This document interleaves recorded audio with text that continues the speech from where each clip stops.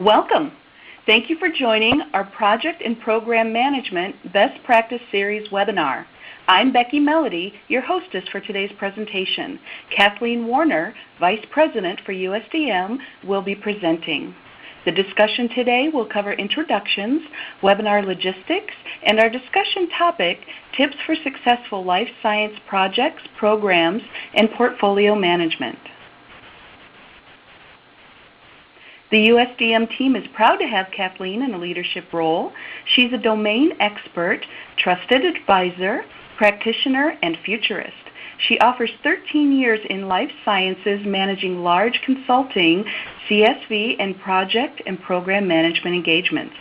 Her background includes executive management, PMO, information technology, global professional services, and life sciences.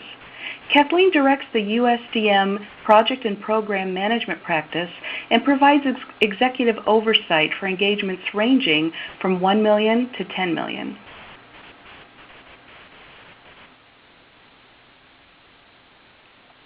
USDM is focused exclusively on the life science domain. We're the market leader in providing quality and regulatory IT compliance professional service solutions. We're headquartered in Santa Barbara, California, and we've delivered successful projects with over 300 life science clients. We offer hands-on experience, assisting clients under regulatory distress, and we're the market leader for validation accelerator packs. Our various practices include global quality and auditing, IT and virtualization, life science cloud, UDI, track and trace practice, GRC, laboratory including systems and equipment, ECM, ERP, PLM, our enterprise quality management, manufacturing automation and equipment, clinical and drug safety, business intelligence, CRM, and of course the project and program management practice. The content will be covered today in approximately 30 minutes, and then we'll invite you to post questions for the team via the message board you'll find in the lower left of your screen. Or you can join the discussion on the LinkedIn USDM group and post any questions or feedback there. We're happy to address any questions offline as well. You can contact us at usdm@usdm.com. The session is being recorded and will be posted and available on our website later on today, and that, of course, is usdm.com. Thanks for taking the time to join us, and with that, I'll turn the presentation over to Kathleen. Good morning and good afternoon to everyone participating, and welcome to this webinar series. And Becky, thank you for the lovely introduction. What I'd like to do today is to provide you with a high-level overview of project, program, and portfolio management highlights on what we perceive as being successful based on our experience as consultants and the work that we have done with our clients. So to kick off the agenda, I'm going to be talking just a little bit about the evolution from projects to a program management office or a project management office to programs and to portfolio management. And then I'll outline the hierarchical structures and levels for these different types of programs. I'll provide a professional services definition for what do we mean by projects and a program management office or a project management office, and how do we differentiate between the office and programs, and then clearly portfolios.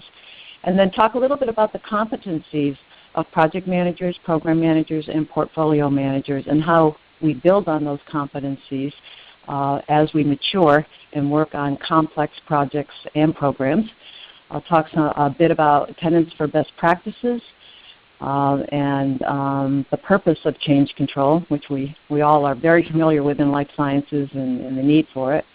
And then where do we go from here? We are all, practitioners and strategists and professionals. Many of us have our certifications, and we've been doing this business for a really long time. So what's going to change as we approach the year 2017 and beyond? And I'd be very interested when we do the Q&A to hear your thoughts on that. So with that, let me just go to the next slide. which is the evolution from projects to programs to portfolio management. So what really drove the need for programs and portfolio management resulted in organizational and financial growth of companies. Projects were becoming scattered. They weren't being managed consistently. There was a need to provide more direction, more control, higher quality services, and from that evolved the Program Management Office, the Project Management Office, and programs. And then from programs, there was the evolution to portfolio management. Projects, programs, and portfolios are all structures with rules, and they have methodologies, best practices, tools and technology, and resources. All of these are aligned either with a department or an organization or an enterprise and have the goals and the objectives associated with each. And projects mature to portfolio management, and when they do, we go from tactical to strategic.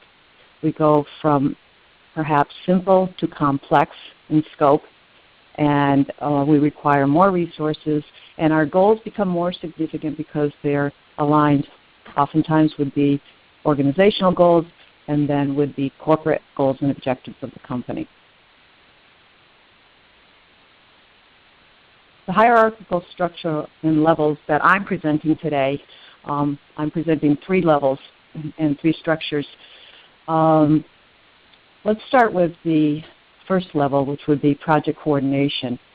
At this level, a project is assigned a project coordinator or an administrator. And this person is really involved with the tasks that are required to track and record and report on projects. Then from there, at the same level, we progress into a project manager managing a project. And once again, the similar controls are in place and the administrative tasks are in place, but the ownership for the delivery of the project from inception to completion belongs to the project manager. At the second level, we start to evolve into a more complex, less tactical, more strategic level where we have either a project management office or a program management office. And the purpose at this level is to control and to be able once again to report. So a project management office, and I'll go through the definitions in the next slide, is a collection of projects. A program management office is a collection of related projects with interdependencies. And we'll talk a little bit more about that. And then the third level, which is the most strategic level, is the level where we have portfolio management and also enterprise portfolio management. Now, all of these levels have controls and administration. The more strategic levels have dashboards, and then they all follow some methodology or possibly the same methodology.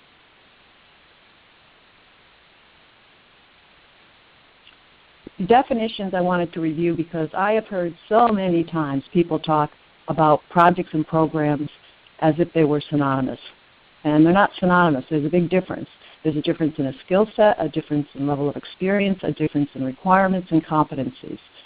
So what I did is I went back to PMI and Prince, and I looked up the definition of a project. And here it is. It's a temporary organization created for the purpose to deliver one or more business products according to a specific business case. So it has a beginning and an end, and it's temporary. I think that's the key word. When we look at the definition of a project management office, the key words here are the purpose of it is to control cost and improve the success rate of projects. Now, these projects don't have to be interrelated. They don't have to have interdependencies. It can just be a collection of projects. But the purpose, once again, is to control cost and improve the success rate. Then we look at what's a program management office, for that matter. Well, it's a group of, keyword, related projects managed in a coordinated way to obtain benefits and control, not available for managing them individually. So different goals between a PMO and a program management office. And then we look at portfolio management, and we see that this is a holistic approach to project and program management. And the projects and programs are aligned with company goals and objectives. So this level here is clearly very strategic It has a lot of responsibility, and in a company, oftentimes this is the level where you're working with director level and above, or at the C level with many of the vice presidents and senior management running the company.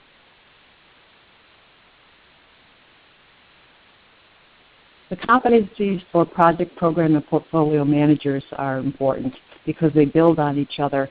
And any of you listening who have a career path, it would be interesting for you to see, how do I get from project manager to program manager to portfolio manager, if that is indeed your career path.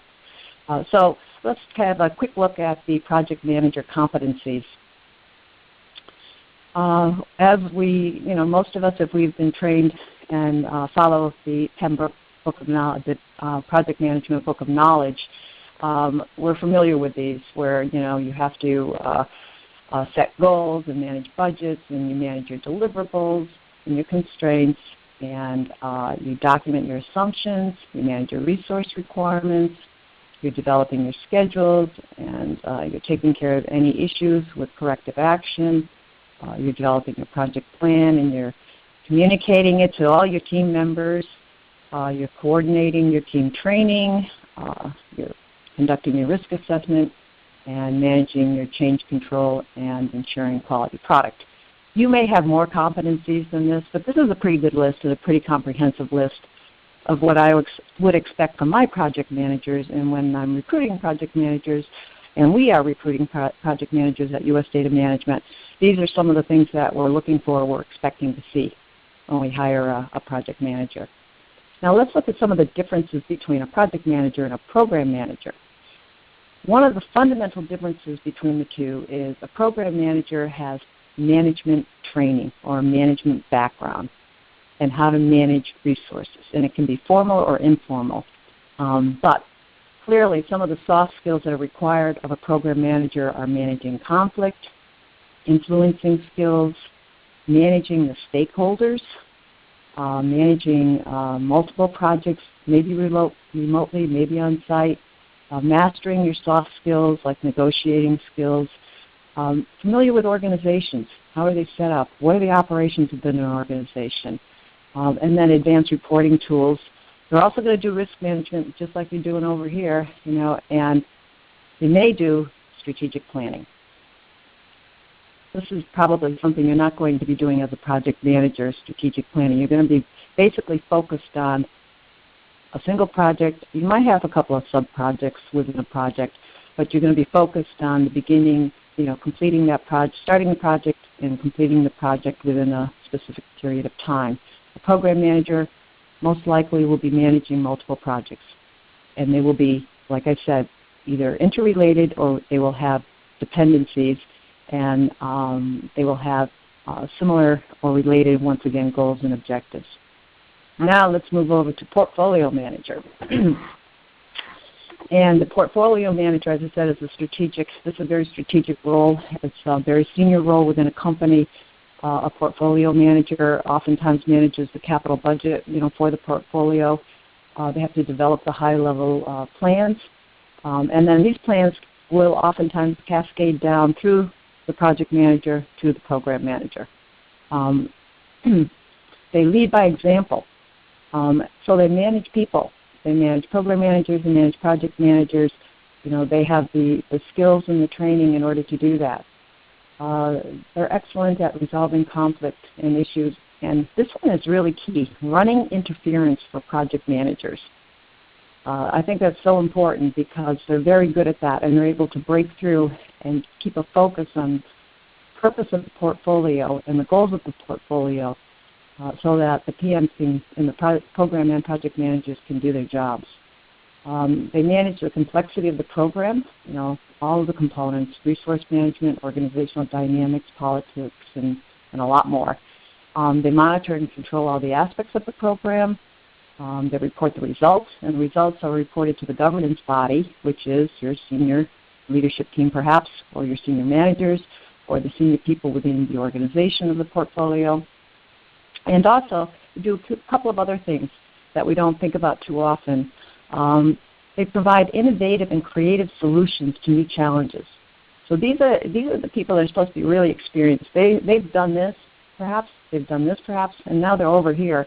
And they have ideas, and they have workarounds, and they have solutions that you haven't thought about before. Also, they're held accountable for the success of the programs and the projects that fall within their portfolio. That's a huge responsibility.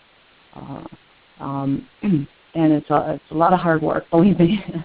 And they use trending technologies for communications, like social media perhaps, for monitoring and managing their portfolios.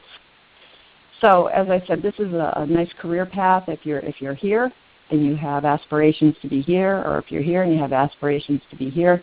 This gives you some ideas of what you might want to do and need to do, and what additional or complementary training you can get in order to develop that career path for yourselves. Now, tenets for best practices. This is really a high level. This isn't intended to be a dive down and list every single thing, that we've done, in our careers, in managing projects and programs. But it's intended to pick a few things that I think are strategically important and critical to the success, of projects and programs. So I'm going to start with governance. Stakeholders, steering committee, weekly team meetings, etc. If you're starting a project and you don't know who the stakeholders are, and you don't know who comprises the steering committee and who is on your team, then I suggest that you find out as fast as you can and you document it and you get a commitment. When I've worked on very complex high-level projects, I've actually sent out invitations to the stakeholders and the steering committee people, and described what the commitment was, their commitment to participate on a project that is complex, or a program, and I've actually made them sign a letter of commitment.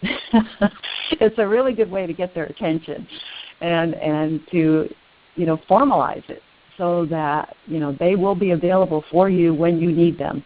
And oftentimes when you're involved in, like I said, very, either it's a program management office or project management office or a series of projects or even a portfolio, you're going to have to go back to these stakeholders and you're going to have to get them involved at some point in time. And if you have them commit, then you can rely on them to be there for you and support you when you need them. Second part of this, second tenet would be planning. I can't say enough about planning. I think planning is so critical to the success of any project or program or PMO office. Defining the resources, the roles and responsibilities, assigning tasks and activities, developing your charter. How many of you do project charters?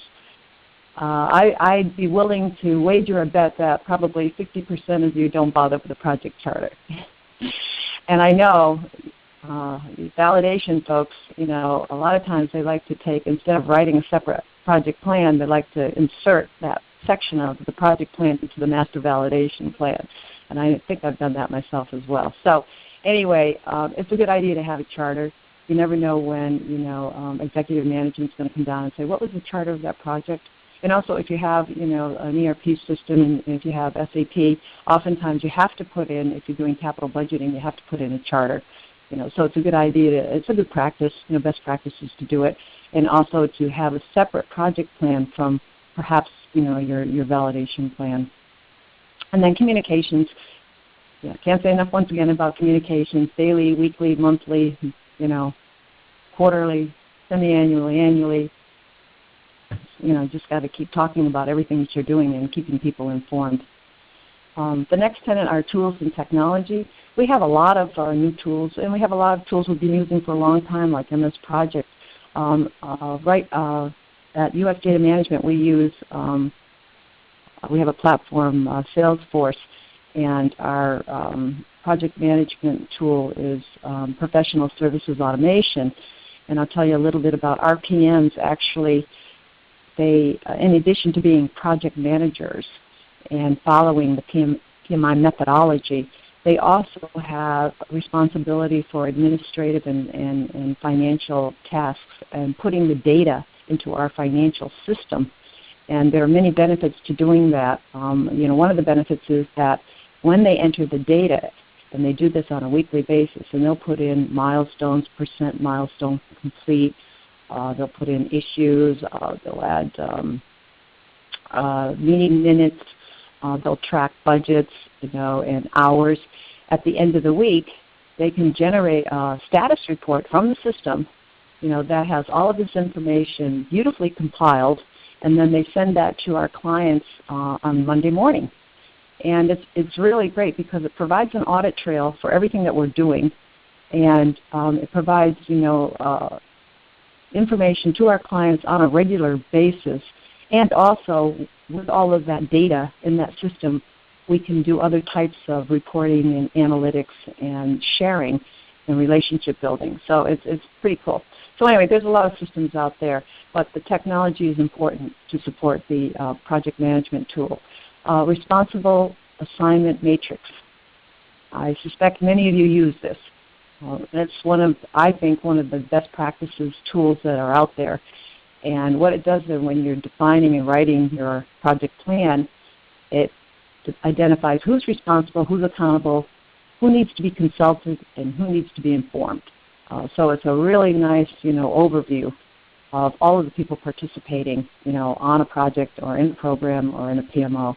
And then the next one is the risk log, and this is also a great tool, where you identify risks, assumptions, issues, and dependencies for project management. I've seen some companies add a couple of more categories in here, like actions, and over here are deliverables. But it's very effective. When you can document this and you can track it, and everybody participates, and it's timely and it's current, very powerful tools, both of these. And then methodology. We have our standard methodologies. We have Lean, we have the inverted B, we have Agile, Waterfall, etc. And these will depend on your company, your business, whether you're developing new systems or using legacy systems or whatever it happens to be. But it's really important methodology, and that your project managers are trained on one or more methodologies, and they understand the nuances between the different methodologies. And then finally, resources, certified project or program managers or equivalent. I have to go on the side here and tell you that I did my dissertation on training methodologies for project managers in life sciences, and I was not able to prove my hypothesis. And my hypothesis had to do with there was a difference between certified project managers and non-certified project managers. And what I learned was that it really came down to experience, and how much experience an individual had, and their ability to use common sense in a crisis situation, and then also the ability to follow all the phases that we've already documented, that are best practices for good project management. So that was a little aside there. Okay, so moving right along. I also wanted to just talk about change control. Change control or change orders or change of scope, it's all the same thing. The purpose of it is it provides a methodology to document and obtain approvals for change. Okay, and whatever the change happens to be, once again, it can be on deliverables, it can be the project plan, the schedules, or whatever. And it allows our PMs, to assess the impact of the change, on this particular, whatever resource schedule. And it informs the PM and the client. In this case, if you're working for a company and you're an employee of the company, it'll help you to keep your manager or your management informed about the changes in the requests that are provided. And then also it provides an audit trail. So change control is so important. Here's just a little flow. This happens to be a technical change, but the concept here is that you have a process, you have an SOP on change control, and that you follow the process, and it's either accepted, rejected, it's implemented, and then it's approved, and then it's implemented again if it has reiterations.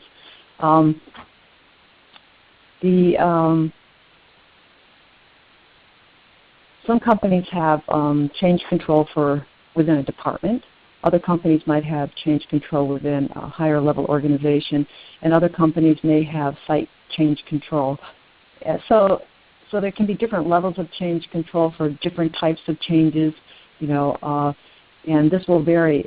But once again, for best practices, you have to have a process, you have to have an operating procedure, you have to have a template, you have to follow it. And project managers, I can't tell you how many times projects will get into trouble if you don't do change control. So very important best practice. Okay, and so finally, to summarize the presentation, my question to everyone out there is, where do we go from here? We're in 2014. We've been following probably the PMI methodology for some amount of time now, and it seems to be working. And but I can't help but thinking, the way we're doing business today is really different than the way we did business 10 years ago. But we're still using the same methodologies, and many of the same tools, and many of the same ways to manage projects, program management office, programs and portfolio. But where do you think we're going to go now that we have social media and we have cloud computing and remote workers and big data?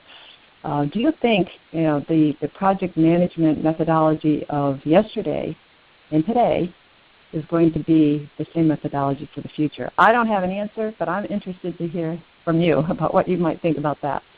Also, I think one of the changes that I am definitely aware of is that technology may replace the need or complement the need for tracking, recording, maintaining, communicating, and auditing. Data, and that's all project data I'm talking about. And I gave you an example of how USDM management uses, our financial system in order to track our data so that we have the ability to free up our people and to do other things, but still have the ability to reach into our system and get down to the lowest level of data if our customers have any questions about what we did on this project or what we did on that project or what the issues were. It's all there in the system, ready to be reviewed and accessed. The other thing I've noticed, dashboards are becoming really smarter and more integrated with the business, which is very cool because now you can create your own dashboards. And with the dashboards, you can focus in on the information you need to focus in on. And you can also bring in other information that's related, that has to do with your project and with the success of your project into your dashboard. And then finally, to close, our logo here at our slogan at US Data Management is simplify, unify, and optimize. And I thought, wow, this is so, I was thinking about it. I was like, this is really appropriate as we move forward. And we start to do business differently with all of this social media, cloud computing, remote workers, big data. We need to really simplify how we do business, and we need to be able to unify, the way we do business among, our colleagues and within our organizations and within our company. And then in doing that, we're able to optimize, and by optimizing, we realize increased, efficiencies, we become more effective, we're able to forecast better, and we're able to control and manage projects more effectively. And with that, I turn it over to Becky. Thank you, Kathleen. Thanks for sharing great information there. All right, so we'll open the floor to questions, and while we're typing those in, I'd like to share just a little bit more about the USDM capabilities at large.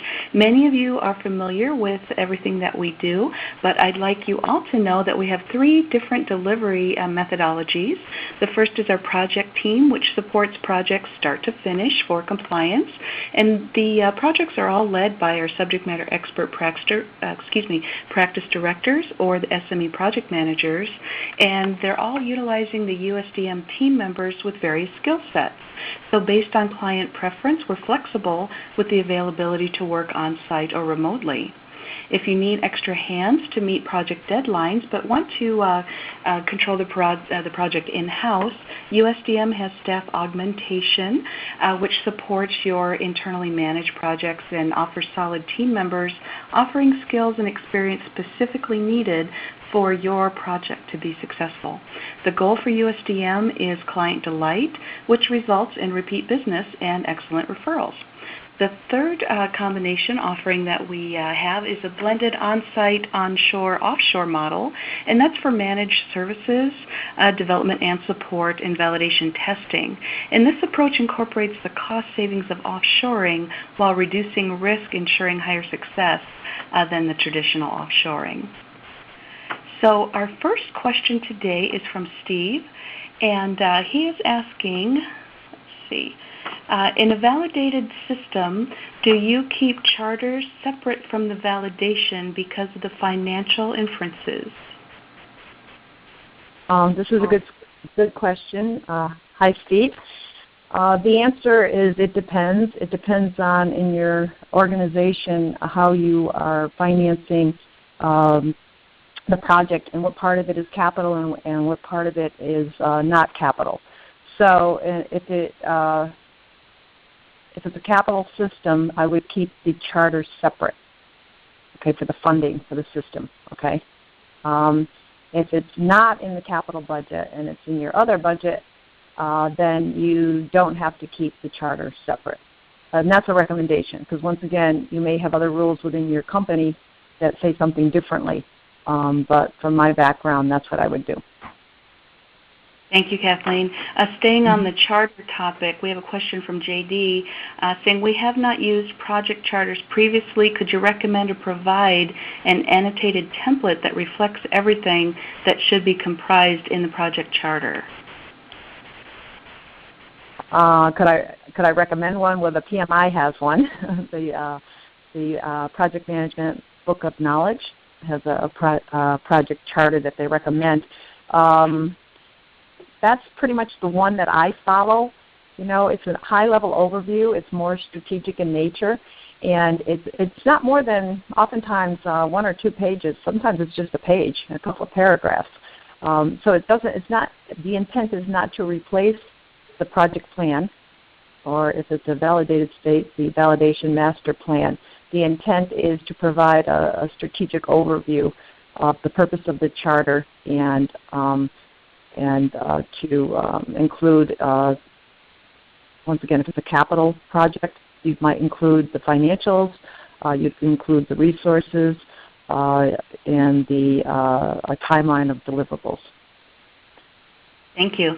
Our next question is Kevin, asking, what is your KPI on validated systems that are audited? Key performance indicators on validated systems. Well, first of all, they have to be compliant, right? Right. Especially if they're being audited. Yeah, so that would be one. You know, the next one would be on the quality of the system, and then there are different things that you can, list under quality. And then the third would be on the overall success or failure of the project. And then you'd have once again, you'd have items underneath that you would agree to, as your KPIs, and how well the project aligns with the goals and objectives of the business. Mm-hmm. Thank you. We can follow that offline, more detailed for you there, Kevin. And then a second question from Kevin is, do you ever run projects using Agile methodology? Yes, we do. At US Data Management, we have several of our project managers that are trained and deliver, projects using Agile. Mm-hmm. Mm-hmm. And happy to add that we are gold partners with Agile for implementation and validation, and again, happy to connect in more detail with you there. Our next question is from Bob. You spoke about the importance of planning, which is key to success. However, as we all know, we don't live in an ideal world, and regardless of extent in planning, unplanned things occur during a project. How do your PMs and your methodology handle those types of issues, which are unforeseen and can't be anticipated? Mm-hmm. Well, we start off with a risk assessment, and in the risk assessment, we try to anticipate, anything that can and probably can go wrong, and have some contingency plans associated with that risk assessment. So if we run into a situation where we have something unplanned, we can go back and review some of the contingencies that we had put into place, and discuss those and see whether or not they are appropriate. If not, what we would do is we'd brainstorm. We'd bring the team together, and we would look at, the problem or the issue or the challenge, and we would discuss, collectively as a team, what might be the appropriate solution and how we could go forward, and then take the next steps. Thank you, Kathleen. Follow-on question. Many projects fail due to scope creep. What tools or filters do your PMs or your organization use to manage scope creep and determine what changes should be adopted or approved? That's a great question, because I would say we all have experienced scope creep. I can't even think of a project that I've managed or been involved with or had oversight in the past that didn't have scope creep of some sort or another. Our project managers, because they do, as I mentioned earlier, we submit data into the system on a weekly basis, and that data covers issues, concerns, changes, delays, technology problems, and so as a result of that, we're able to it's almost like a little forecast of what could go wrong with the project. When we're on a project and all of a sudden we're held up for 2 weeks because there's an issue with the upgrade and incompatibility or something like that, and we know that we've got a 2-week delay, what we'll oftentimes try to do is do something in the interim. So we'll have to do, sometimes with scope creep, you have to do the change of scope, obviously, and you submit that, and while that's in process getting approved, what we'll do is we'll work on something else so that we don't lose any time, and we try to make up the time if we can. So that's just one example of how we manage the scope creep. But like I said, if you're actively managing your project and you're actively tracking on a weekly basis what's going on, you should be able to anticipate scope creep. You should be able to see it coming, or you should have some warning signs or flags, that there could be a potential issue here. And then you start to think about, whether make, alert management and start working on what a solution might be. Thank you, Kathleen. And with that, we'll bring the presentation to a close. Thank you so much, Kathleen, for sharing that good information. And we'd like to encourage everyone to visit the USDM website. You can see on your screen that there is a white paper available, and we are happy to share information to help you understand what you already know, and maybe some things that we could share insight and direction around to help you to grow and accomplish your goals there. We invite you to join their discussion on the LinkedIn forum and stay up to date there with upcoming events and presentations. Also, on our website, you'll find a nice page that can be useful for your team at large of other webinars that have been presented on the multiple practices that USDM offers, and feel free to share. They're each about 30 minutes, same process as we have today. And then we'd also like to request your feedback on how you feel the process works for you. Is this a good use of your time? Are we too high level? Are we too in-depth, etc.? And then let us know any suggestions for future presentation topics. If there's something that you're struggling with, a particular pain point that we could share in a presentation, a little more insight for you, we're happy to do that. Thank you again, Kathleen. Appreciate your time in presenting, and thanks everyone for taking the time to join us. We really do appreciate the opportunity to team with you in working towards excellence in compliance. Have a wonderful day.